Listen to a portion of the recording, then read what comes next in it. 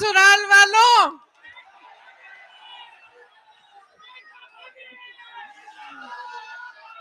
यहाँ आकर बहुत खुशी हुई है और आज इस भारत जोड़ो न्याय यात्रा में भाग लेते हुए मुझे बहुत बहुत खुशी हो रही है, खास तौर से क्योंकि आज इस यात्रा में पहली बार मैं अपने ससुराल वालों के साथ आई हूँ।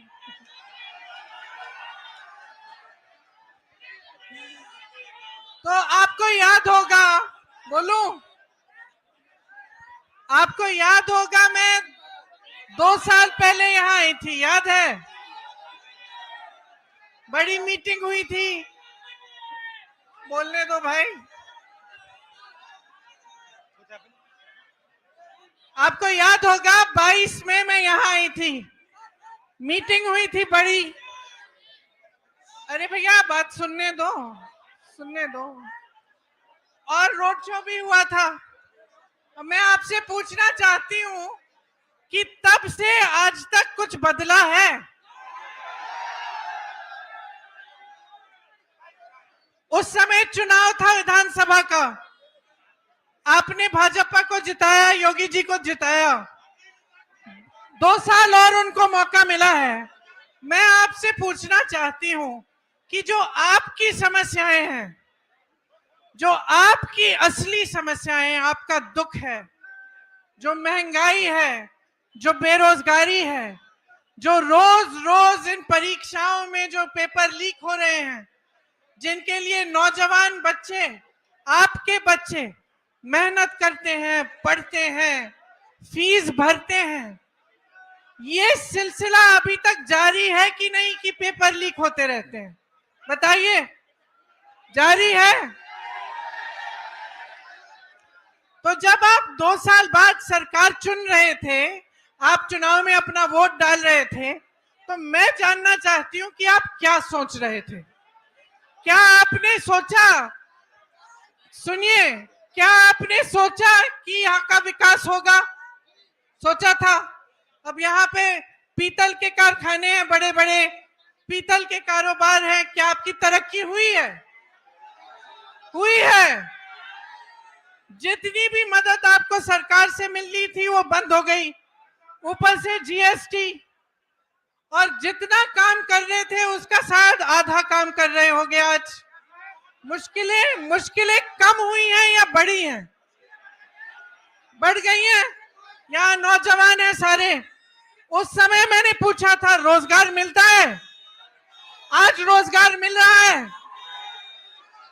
तो ये जो मेहनत कर रहे हो, जो 4-4 बजे सुबह पुलिस में भर्ती होने के लिए दौड़ लगाते हो, तो सेना में भर्ती होने के लिए दौड़ लगाते हो, उसके बाद जब परीक्षा लिखते हो, उसके लिए फीस भरते हो, माँ बाप मेहनत करके ट्यूशन में भेजते हैं, ये सब करने के बावजूद क्या होता है? आपको मालूम है कि 28 लाख बच्चों ने, यूपी के 28 लाख बच्चों ने पुलिस का भर्ती का इम्तिहान दिया है।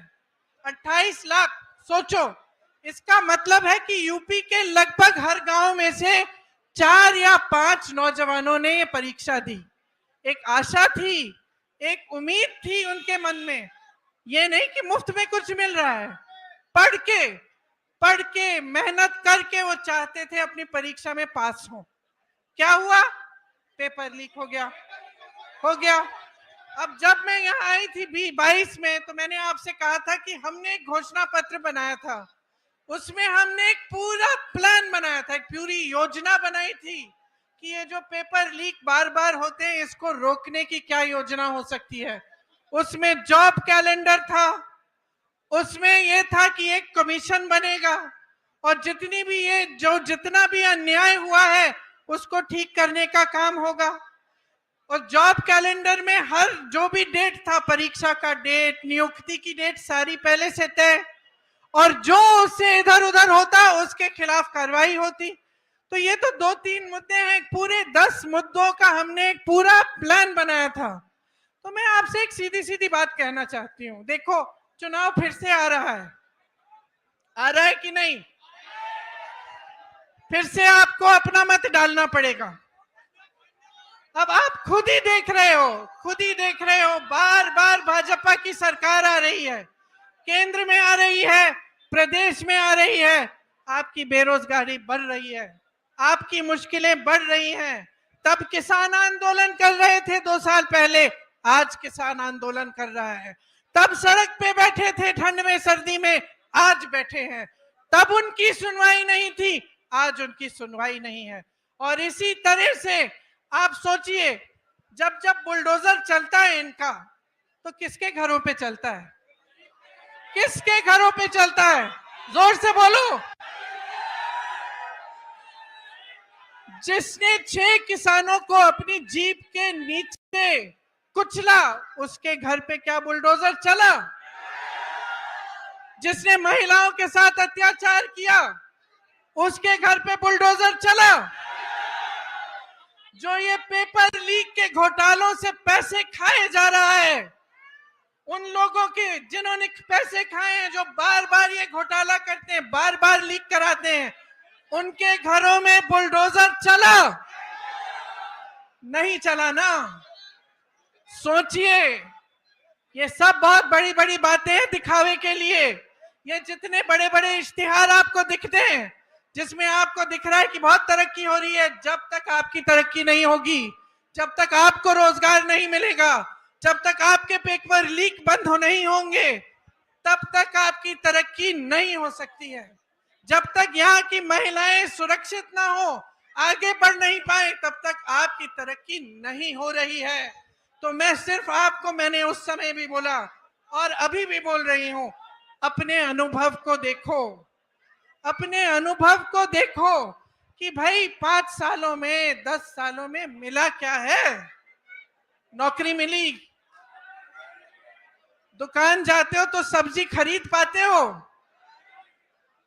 आपको मालूम है गन्ने का जो दाम है, जो आपको मिलना चाहिए सरकार से, वो हर साल, पिछले 7 सालों में हर साल सिर्फ मात्र 7 रुपए गन्ने का दाम बढ़ा है कि नहीं? 7 रुपए, ठीक है? तो मान लो 5 सालों में 35 रुपए बढ़ा होगा। और आप जब सब्जी खरीदने जाते हैं तो कितने बढ़ गए दाम? आलू मिलता है, प्याज मिलती है, टमाटर मिलता है, आप जाते हो 3 चीजों को लेने के लिए, घर आते हो 1 लेके। तो भाई देखो, जब तक आपको खुद समझ में नहीं आएगा, जब तक आप अपने अनुभव पर नहीं उतरोगे, तब तक कुछ नहीं बदलने वाला। हम चीखते चिल्लाते जाएंगे, कुछ नहीं बदलेगा। बदलाव तब आएगा जब आप अपनी परिस्थितियों को समझकर अपना वोट डालोगे, जब आप सवाल उठाओगे सरकार से कि मुझे सब्जी क्यों नहीं मिल रही है, इतनी महंगाई क्यों है, मेरा बच्चा पढ़ता है, मेहनत करता है, उसको नौकरी क्यों नहीं मिल रही है। जब तक ये सवाल आप नहीं उठाएंगे, जब तक इन परिस्थितियों को देखते हुए आप अपना वोट नहीं डालेंगे, तब तक आप इसी खाई में डूबे रहोगे। इसीलिए मैं आपसे कहना चाहती हूं, इस खाई में से निकलो। जब वोट डालने जाते हो, सोच समझ के अपना वोट दो। कांग्रेस पार्टी के पास योजनाएं हैं, करके दिखाया है, और आप सब अपने ही अनुभव से ये चीज समझते हैं। तो आज आपके बीच आकर मैं सिर्फ इतना कहूंगी कि जो भी वोट आप डालने जा रहे हो, बड़ी बड़ी बातों पे मत डालो, जो ऊपरी दिखावा है उस पे मत डालो।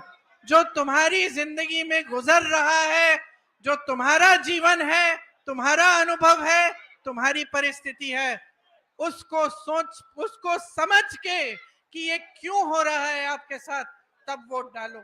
ये न्याय यात्रा है। राहुल जी, भारत जोड़ो यात्रा में 4000 किलोमीटर क्यों चले?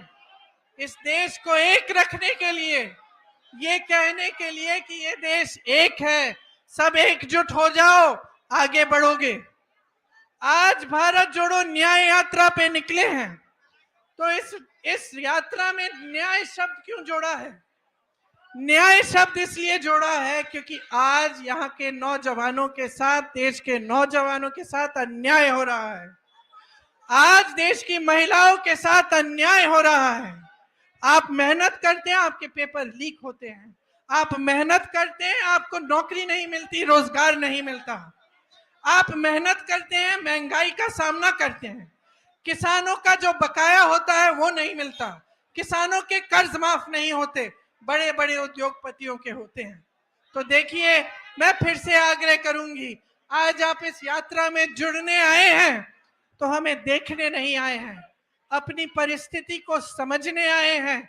और ये समझने आए हैं कि जब तक आप बदलाव नहीं लाओगे तब तक आपकी परिस्थिति बदलने वाली नहीं है। और मैंने बहुत लंबा बोल लिया, भैया भी बोलेंगे, एक बार जोर से बोलो, एक बार जोर से बोलो, राहुल गांधी, राहुल गांधी।